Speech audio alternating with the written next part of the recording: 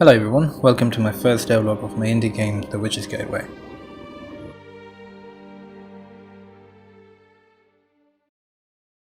It all started with some concept arts I drew during my spare time, and then modeled the character in 3D and gave her basic locomotions.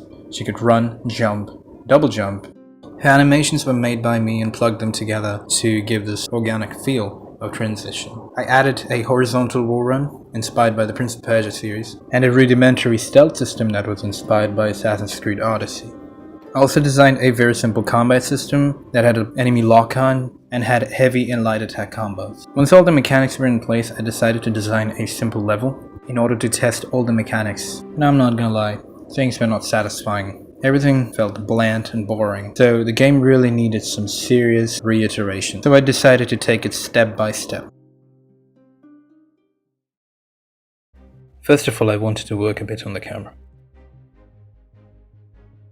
I pulled it out a bit away from the player to get a wider look at the environment. I switched to Cinemachine's FreeLook camera plugin to get more control over the camera. After tackling that issue, the next problem was with the player's speed, so I exposed the jog speed value from my custom movement script and increased it to about 20. Looks much better. Finally, it was time to take it for a test ride.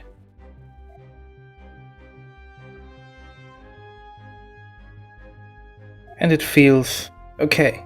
I came to the hard realization that the character I designed was very uninspired and not interesting. In order to fix her, I redesigned her, taking inspiration from various Japanese themes and added a complementary color scheme. To keep the little glory of my previous 3D model, I just removed her old outfit from the earlier model and replaced it with the new outfit design. With that in place, I could keep the animations I made earlier. I used Unity's cloth tool to add some cloth simulation. And finally it was time to give her outfit a design test.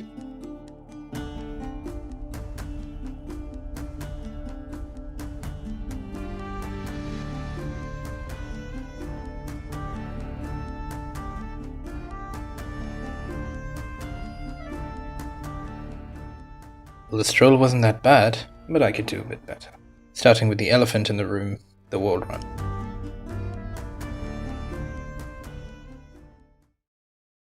The previous wall run system worked something like this.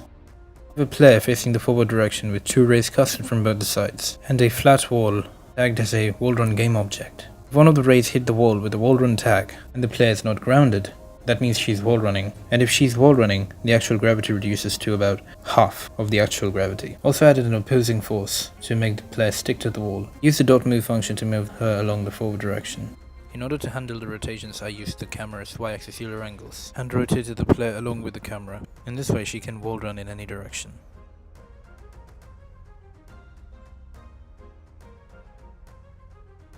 The problem with such an approach is that if the player is facing extremely towards the wall, at an extreme angle, she tends to face towards the wall while moving forward. In order to fix the problem, I had to find a way to fix the player's rotation along the wall. That means the rotation should happen relative to the wall and player and calculate the proper direction of movement. To achieve that, I used Unity's handy cross product function that takes in two vectors and returns a resultant vector. I wrote a handy function that takes in a on-controller collider hit variable as an argument. I used the hit's normal vector, world's upward vector, inserted them as an argument to the cross product function. Call the function from the on-controller collider function, passing its hit variable as an argument. This sorted no matter how the player jumps towards the wall, she will orient herself along with the wall. That means now she can run along curved surfaces too.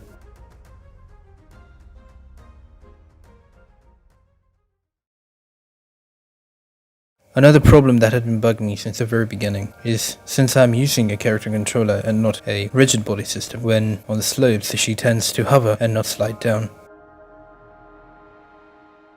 Because my custom gravity function only updates the y-axis location. In order to slide her down, I had to move her along the x and z-axis. I used simple trigonometry for the calculation.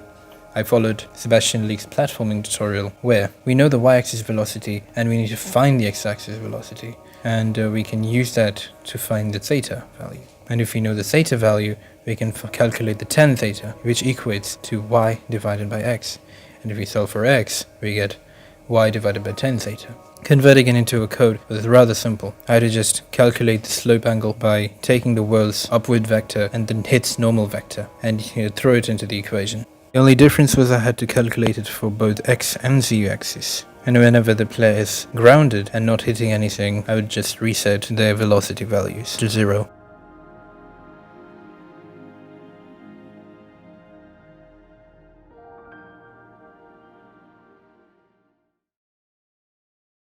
I've come pretty far in terms of development, and I hardly recorded my progress. I recently started doing so. I won't be covering everything in future videos, but my progress from now on. I have included various mechanics and polished them over this 1 year. Now I feel pretty confident about this game, and would love to design new levels and add sounds, of course, finally, and adding some story elements like cutscenes, etc. Since I'm the only one person working on this game, that means I'm the one carrying the art, the story, the modeling, the rigging and animation, and also the programming, while the music and the sound design is being handled by my friend Randell. And finally, it would be great if you guys show some support by liking this video and subscribing to my channel.